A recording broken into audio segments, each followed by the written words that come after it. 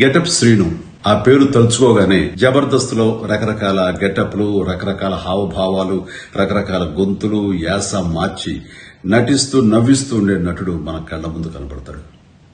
ఈ తరం యువ కామెడీ నటుల్లో నాకు ఇష్టమైన నటుడు గెటప్ శ్రీను. ఇప్పుడు తన హీరోగా వస్తున్న సినిమా రాజు యాదవ్. ట్రైలర్ చూశాను.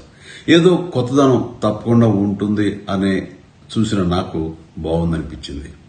శ్రీను చూపించిన అభినయం మనల్ని నవ్విస్తుంది, కవ్విస్తుంది, వినోదపరుస్తుంది.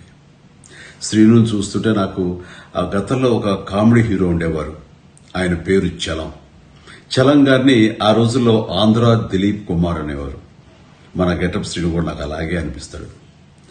తన టాలెంట్కి హద్దులు, లిమిటేషన్స్ లేవని తను నిరూపిస్తుంటాడు. అలాగే నాకు అనిపిస్తుంటుంది. ఇది నిజం.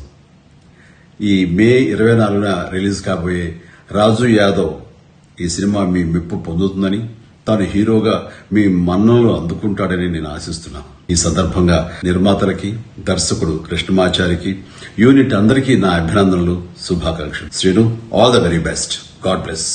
కొణిదెల పవన్ కళ్యాణ్ అమ్మ కడుపున ఆఖరివాడిగా పుట్టిన, అందరికీ మంచి చేయాలి, మేలు జరగాలి అనే విషయంలో ముందువాడుగా ఉంటాడు. తన గురించి కంటే జనం గురించి ఎక్కువగా ఆలోచించే మనస్తత్వం నా తమ్ముడు కళ్యాణ్ బాబుది.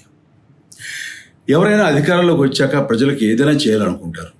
కానీ కళ్యాణ్ తన సొంత సంపాదనని కౌలు రైతులు కన్నీళ్లు తుడిచేందుకు ఖర్చు పెట్టడం, సరిహద్దు దగ్గర ప్రాణాలొడ్డి పోరాడే జవాన్ కోసం పెద్ద మొత్తం అందివ్వటం, అలాగే మత్స్యకారులు ఇంకా ఎందరికో తాను చేసిన సహాయం చూస్తుంటే ఇలాంటి నాయకుడు కదా జనాలకు కావాల్సింది అనిపిస్తుంది.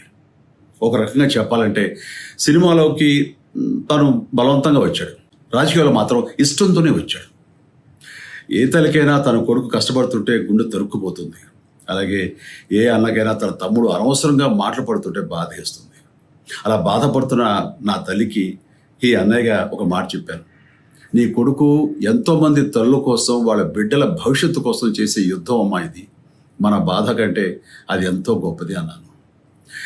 అన్యాయాన్ని ఎదిరించకుండా మౌనంగా ఉండే మంచివాళ్ల వల్లనే ప్రజాస్వామ్యం మరింత నష్టం అని నమ్మి జనం కోసం జన సైనికుడయ్యాడు.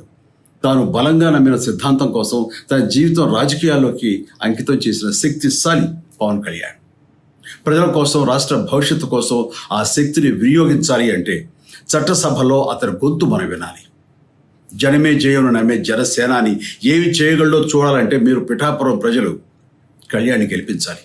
మీకు సేవకుడుగా, సైనికుడుగా అండగా నిలబడతాడు. మీకోసం ఏమైనా సరే కలబడతాడు. మీ కళ నిజం చేస్తాడు. పిఠాపురం వాస్తవ్యులకు మీ చిరంజీవి విన్నపం. గాజు గ్లాసు గుర్తుకి మీ ఓటు వేసి పవన్ కళ్యాణ్ని గెలిపించండి. జై హింద్.